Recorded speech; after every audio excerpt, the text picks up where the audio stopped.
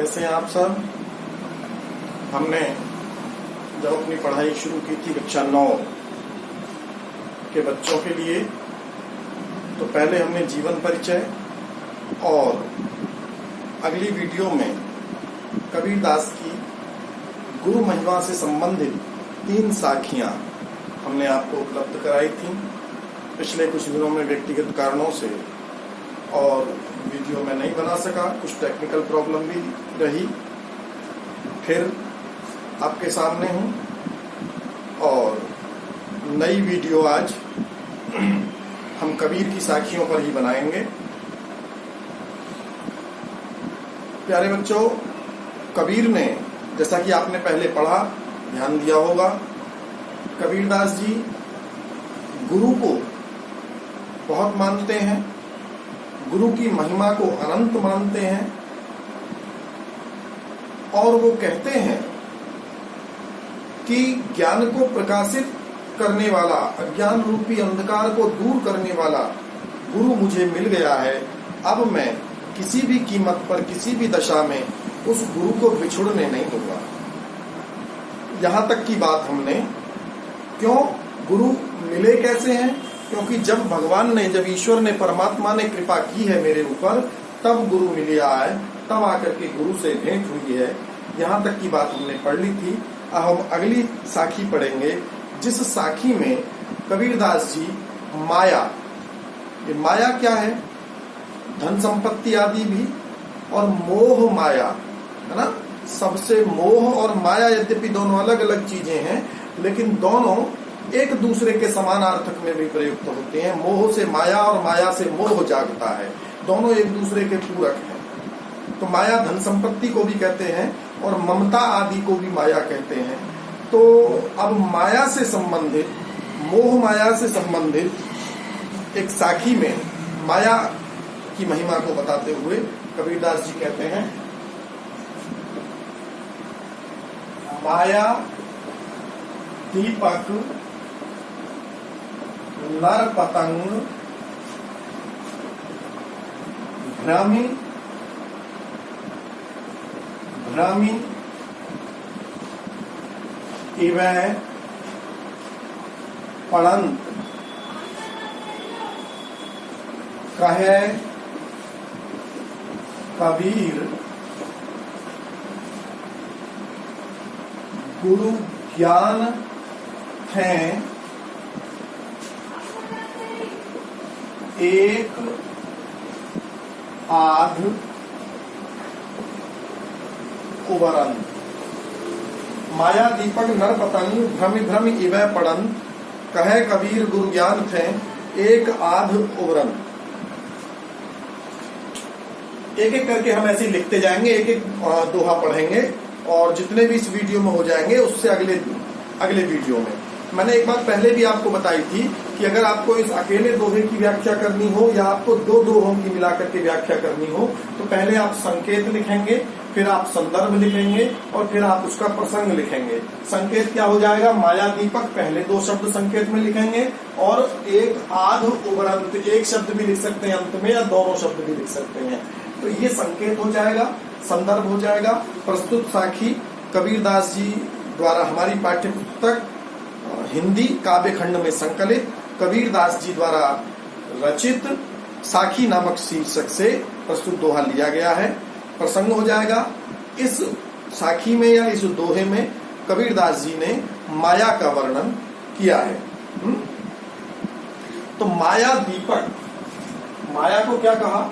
दीपक कहा, दीपक जो जलता रहता है। और नर को क्या कहा? मनुष्य को क्या कहा? नर पतंग। नर को कह दिया पतंगा। पतंगा, पतंग ये वो वाला उड़ाने वाली पतंग नहीं है, ये पतंगा है कीड़ा, और वो वाला कीड़ा जो लाइट पर आता है। खास करके आजकल बरसात का मौसम है, तो बरसात के मौसम में ये कीड़े बहुत पाए जाते हैं। जहां भी लाइट जलेगी वहां आपको एक लाइट पर टकराते हुए दिख जाएंगे। तो संसार में जो माया है, मोह माया किसकी तरह है? जलते हुए दीपक की तरह है। और मनुष्य किसकी तरह है? मनुष्य है उस पतंगे की तरह, उस कीड़े की तरह, जो भ्रमि भ्रमि इवै पड़ंत, जो भ्रमि भ्रमि घूम घूम कर, आप उस कीड़े को देखिए, टकराएगा जाकर के बल्ब से, फिर दूर चला जाएगा, फिर टकराएगा, फिर दूर चला जाएगा। और आप सुबह को जब देखेंगे तो उस बल्ब के आसपास, उस बल्ब के नीचे बहुत सारे कीड़े, बहुत सारे पतंगे आपको मरे पाए जाएंगे। मतलब क्या है, जो मनुष्य है वो सांसारिक मोह माया में ऐसा फंसता है कि घूम घूम कर वहीं आता है और बार बार टकरा करके उस माया से सिर टकरा करके अपने प्राण दे देता है और संसार से मुक्त नहीं हो पाता, उस मोह माया से मुक्त नहीं हो पाता। जैसे लाइट से प्रेम करने वाला जो पतंगा है वो बार बार घूम करके लाइट पर आता है, दीपक पर आता है, भले ही उसके पंख जल जाए, भले ही उसका शरीर जल जाए, उसका जीवन चला जाए, फिर भी वो लाइट से प्रेम करना नहीं छोड़ता और अंततः वहां अपने प्राण त्याग देता है। ऐसे ही मनुष्य भी संसार में घूमता रहता है, बार बार आता है और इसी माया के चक्कर में उस पतंगे की तरह फंस जाता है। माया दीपक नर पतंग भ्रम भ्रम इवै पड़न, कहे कबीर गुरु ज्ञान थे एक आध उभरन। कबीरदास जी कहते हैं ऐसा नहीं है कि सभी के सभी फंस जाते हैं, एक आध ऐसे भी हैं, कुछ लोग ऐसे भी हैं जो इस माया के जंजाल से निकल पाते हैं, माया के जाल को तोड़ करके ईश्वर की आराधना की ओर उन्मुख हो पाते हैं, ईश्वर की तरफ चल पाते हैं। लेकिन वो कौन होते हैं? वो एकाध होते हैं, बहुत संख्या उनकी नहीं होती। और वो भी कैसे कर पाते हैं इस माया के बंधन का उच्छेद, इस माया के बंधन को कैसे काट पाते हैं? कहे कबीर गुरु ज्ञान थे। यहाँ भी गुरु मैया का ही एक तरह से वो वर्णन कर रहे हैं, कहे कबीर गुरु ज्ञान थे एक आध उभरन। कबीरदास जी कहते हैं कि भैया गुरु जब ज्ञान देता है और गुरु की बताई हुई बातों को अक्षरशः मानकर जब शिष्य उसका अनुपालन करता है, उन बातों का सेवन करता है, तब जाकर के ही वो क्या हो पाता है, वो उस अज्ञान के सागर से निकल करके पार जा पाता है, तभी वो इस माया के बंधन से मुक्त हो पाता है। कोई ऐसा होता है। अगली साखी है,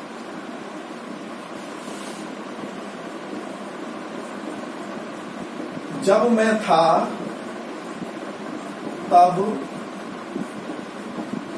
गुरु नहीं,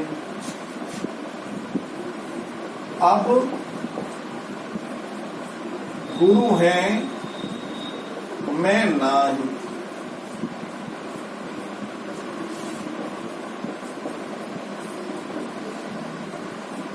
प्रेम गली अति साकरी, तामे दो न समाज। जब मैं था तब गुरु नहीं, अब गुरु है मैं नहीं। प्रेम गली अति साकरी, तामे दो न समाज। इस दोहे के माध्यम से कबीरदास जी ने मनुष्य को अपने अहंकार को नष्ट करने की, अहंकार को दूर करने की, अभिमान को दूर करने की सलाह दी है। वो कहते हैं कि जब तक आपके अंदर मैं, अपने ही विषय में सबसे पहले कहते हैं कि जब मैं था, यहाँ मैं का अर्थ स्वयं नहीं है, मैं शब्द का अर्थ है अहंकार। मैं का अर्थ क्या है? अहंकार। तो कबीरदास जी कहते हैं कि जब मेरे मन में अहंकार का वास था, जब मेरे अंदर अहंकार था, अभिमान था, तब गुरु नहीं, तब मेरे पास गुरु नहीं थे, तब गुरु की कृपा मेरे ऊपर हुई नहीं थी, गुरु का दर्शन, गुरु का शरण मुझे प्राप्त नहीं थी। क्यों नहीं प्राप्त है भाई? जब आप अपने आप को बड़ा मानेंगे, जब आप अपने आप को ही सबसे श्रेष्ठ मानेंगे, तो आपके पास आपका अपना कोई भी नहीं आएगा। घर से ले लीजिए, माता आपकी पहली गुरु है, पिता आपके दूसरे गुरु हैं। जब आप थोड़े से बड़े होने के बाद जिस अवस्था में आज हैं, अगर आप माँ को न माने, अगर आप पिता को न माने, आप इनकी बात नहीं सुनेंगे, तो क्या ये लोग मन से आपके साथ होंगे, आपके पास होंगे? मजबूरी में आपको झेलें, धोएं, बात अलग है, लेकिन आपके माता पिता भी आपका साथ छोड़ देंगे। कब? जब आप उनको नहीं सुनेंगे और अपने आप को ही बड़ा मानेंगे। कबीरदास जी यहीं से शुरुआत करते हैं बात की। बचपन में आज ही से आपको समझना पड़ेगा हम क्यों गुरु महिमा की बात कर रहे हैं, क्यों पहला पाठ कबीरदास आपके उसमें रखा गया है। ये बताते हैं गुरु को क्या स्थान देना है, माता पिता को कैसा स्थान देना है अपने जीवन में हमें। तो यहाँ कहते हैं जब गुरु था, जब मैं था, जब मेरे अंदर अहंकार था, अभिमान था, तब गुरु नहीं, तब गुरु मेरे समीप नहीं आए, नहीं थे। अब गुरु हैं, लेकिन अब गुरु है मेरे पास तो मैं नहीं, तो मेरे अंदर की जो मैं थी, सब कुछ मैं, सब कुछ मेरा, सब जो करता हूँ मैं करता हूँ, मैं ही श्रेष्ठ, मैं ही सच्चा, ये जो भाव था मेरे अंदर वो अब बिल्कुल भी नहीं है। क्यों? गुरु आए ही कब? जब हम कहने लगेंगे गुरु जी आप ही अच्छे हो, गुरु जी आप तो बहुत अच्छे हो। जब आप प्यार से मम्मी से कहते हो मम्मी तुम बहुत अच्छी हो, पापा आप बहुत अच्छे हो, है ना, पता है ना कुछ अच्छा और मिल जाता है आपको, प्यार मिलता है आपको। कब मिलेगा ये सब? ये तब मिलेगा जब आप अपने बड़ों को अपने से बड़ा मानेंगे, स्वयं को उनसे छोटा मानेंगे, उन्हें महत्व देंगे। तो गुरु को महत्व दिया तो मैं खत्म हो गया, अहंकार खत्म हो गया। जब मैं था तब गुरु नहीं, अब गुरु है मैं नहीं। प्रेम गली अति सांकरी, प्रेम की जो गली होती है ना, प्रेम का जो मार्ग होता है वो कबीरदास जी ने कहा है अति सांकरी, वो अत्यधिक पतला है। सांकरी का मतलब है यहाँ पतला होना। प्रेम का जो मार्ग है वह बहुत पतला है, संकीर्ण है। क्यों? तामे दो न समाहि, इसमें दो लोग एक साथ समा नहीं सकते। वो दो कौन? एक अभिमान और दूसरा गुरु, ये दोनों एक साथ नहीं रह सकते। प्रेम की गली जो है वो बड़ी सांकरी है। आपके प्रेम संबंध भी बने रहें, आपके संबंध भी सबसे अच्छे रहें और आप अहंकारी भी बने रहो, ये दोनों काम एक साथ होने वाले नहीं हैं। यदि आपको सबसे संबंध अच्छा बनाना है, सबसे प्रेम प्रदर्शित करना है, तो आपको मैं ही सब कुछ हूँ, सब कुछ मुझे ही चाहिए, सब कुछ मेरा ही हो, ऐसा भाव आपको छोड़ना पड़ेगा। मैं और मेरे का भाव छोड़े बिना, जब तक मैं और मेरा, जब तक अभिमान, अहंकार और स्वार्थ नहीं छोड़ देंगे, तब तक प्रेम के जितने भी रिश्ते नाते संबंध हैं वो आपको सम्मान नहीं देंगे, वो आपके जीवन में कुछ अच्छा नहीं कर पाएंगे। यही कबीरदास जी का यहाँ संदेश है कि भैया आप अहंकार ना करें, क्योंकि जब मेरे अंदर भी जब तक अहंकार था तब तक मुझे भी गुरु की कृपा प्राप्त नहीं हुई थी। अगर आपको अपने गुरु की, अपने माता पिता की, अपने बड़ों की कृपा प्राप्त करनी है, उनका आशीर्वाद सच्चे मन से प्राप्त करना है, तो आपको अपने अंदर से अहंकार निकालना ही पड़ेगा। और जो व्यक्ति अपने माता पिता और अपने गुरुजन का सम्मान करता है उसको सारी सिद्धियां प्राप्त होती हैं। हमारे यहाँ शास्त्रों में कहा गया है अभिवादनशीलस्य नित्यम वृद्धोपसेविनः चत्वारि तस्य वर्धन्ते आयुर्विद्या यशो बलम। अभिवादनशील से मतलब जो अभिवादन करता है, अपने गुरु को, अपने माता पिता को, अपने बड़ों को जो प्रणाम करता है, जो नमस्कार करता है, उनका आदर करता है, ऐसा जिसका स्वभाव हो। अभिवादनशीलस्य नित्यम वृद्धोपसेविना, नित्य प्रति जो बुजुर्गों की, बूढ़े लोगों की, कमजोर अशक्त लोगों की सेवा करता है ना। चत्वारि तस्य वर्धन्ते, उसकी चार चीजें बढ़ती हैं, निरंतर बढ़ती हैं। क्या क्या बढ़ता है? आयु, विद्या, यश और बल, ये सब उसका बढ़ता है।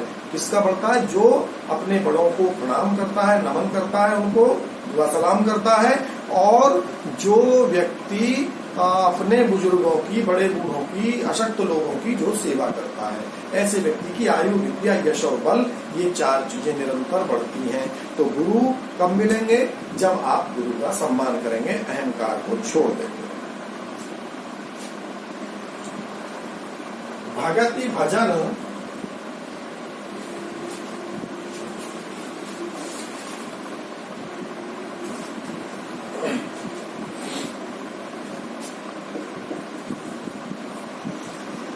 भगति भजन हरि नाम है दूजा दुख अपार,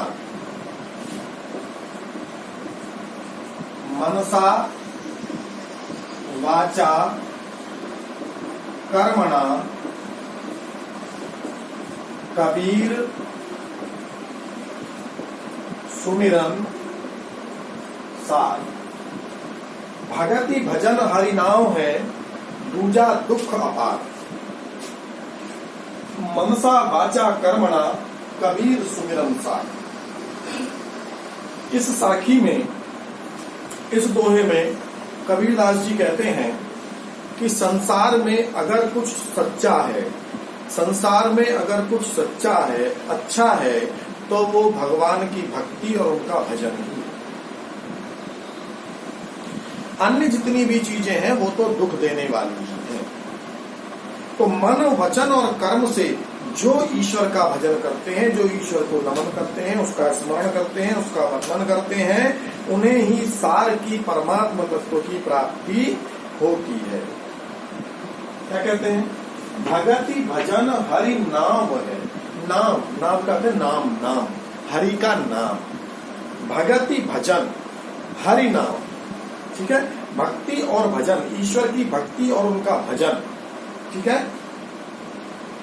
करना, हरि का नाम। इसके हरि के नाम की भक्ति करना। वो नाम अलग हो सकते हैं, किसी के लिए वो राम हो सकता है, किसी के लिए वो कृष्ण हो सकता है, किसी के लिए वो रहीम हो सकता है, किसी के लिए वो करीम हो सकता है, किसी के लिए अल्लाह हो सकता है, किसी के लिए ईसा मसीह हो सकता है। जो भी हो, उसका नाम लेने की जो व्यवस्था है वो हमारे हर धर्म में है। और उसके नाम का संकीर्तन करना, उसके नाम को जपना ना, माला हिंदुओं में भी है, माला मुस्लिम्स में भी है, माला कहीं ना कहीं ईसाईज में भी है, तो सबको, और माला सिखों में भी है, बौद्ध जैन पारसी सब में माला का। और उस माला से जपना क्या है? या तो गुरु मंत्र को जपना है, या तो उससे जपना है ईश्वर के नाम को जपना है, किसी न किसी आयत को जपना है, उससे संख्या लगानी है, वही काम है।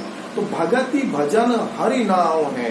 हरि का नाम, ईश्वर का नाम, परमात्मा का जो नाम है, उसकी भक्ति करना, उसका भजन करना ही सर्वश्रेष्ठ है। दूजा दुख अपार। दूसरी जितनी भी चीजें हैं जिनको आप गाड़ी, बंगला, ये सब जितने भी लग्जरी चीजें हैं, जितने भी भौतिक संसाधन हैं, वो सब कहीं ना कहीं दुख के कारण हैं। भगवान का भजन करेंगे दुख नहीं मिलेगा, बाकी चीजें आपको दुख दे करके जा सकती हैं। जरूरत से ज्यादा उनका प्रयोग करेंगे, सीमा से ज्यादा उनका प्रयोग करेंगे, तो कोई भी अच्छी चीज, सांसारिक जो चीजें हैं, वो आपको नुकसान पहुंचा सकती हैं। भगवान की भक्ति ही ऐसी है, यदि उसे आप ज्यादा भी कर लेंगे तो उससे आपको कोई नुकसान नहीं होगा। तो भगति भजन हरि नाम है, दूजा दुख अपार। बाकी दूसरी जितनी भी चीजें हैं अपार दुख देने वाली हैं। मनसा वाचा कर्मणा कबीर सुमिरन सार। कबीरदास जी कहते हैं इसलिए भैया मन से, वचन से और कर्म से। कबीरदास जी किससे कहते हैं? मनसा वाचा कर्मणा, मन, वचन और कर्म से कबीरदास जी कहते हैं सुमिरन सार, उस परमात्मा का स्मरण करना, उसको याद करना। और याद कैसे करना है? मन से, वचन से और कर्म से, तीनों को साथ। किसी भी कार्य की 100% सफलता, सर्वश्रेष्ठ सफलता तभी संभव है जब हम उसी में मन लगाएं, उसी को वाणी से बोलें और उसी कर्म को करें। अगर मन तो है भगवान का भजन करने का, लेकिन मुंह से शब्द बोलना नहीं चाह रहे हैं, भजन होगा नहीं। कर्म करना नहीं चाह रहे हैं, भजन होगा नहीं। तो कोई भी कार्य अगर करना है तो काय से करना पड़ेगा? सबसे पहले मन से, फिर वचन से और फिर कर्म से। तो मनसा वाचा कर्मणा, मन, वचन और कर्म से। कबीरदास जी कहते हैं कि सुमिरन सार। संसार में सार क्या है? संसार में जो सार है वो सार क्या है? वो सार है परमात्मा का स्मरण, बाकी सब असार है। असार, संसार असार है, इसमें कोई चीज नहीं है। अगर कुछ है तो इसमें कलयुग केवल नाम आधारा, सुमिर सुमिर नर उतर ही पारा। कलयुग केवल, तुलसीदास जी ने लिखा है, कलयुग केवल नाम आधारा। कलयुग में और कुछ ज्यादा करने की जरूरत नहीं है आपको, केवल उस परमात्मा का आप नाम लेते रहिए और सुमिर सुमिर नर उतर ही पारा। उसका स्मरण करने के बाद ही, करते करते ही लोग संसार रूपी सागर से पार उतर जाते हैं। यही बात कबीरदास जी यहाँ समझा रहे हैं।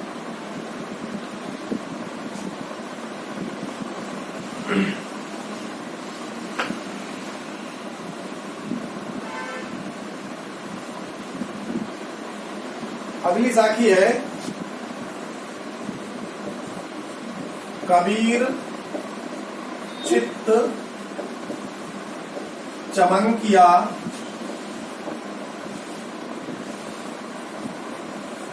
चहुदिसी लागी लाई।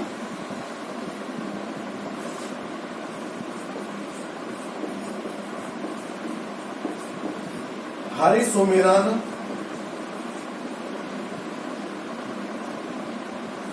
हाथों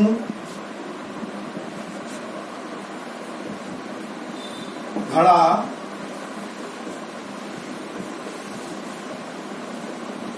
बेग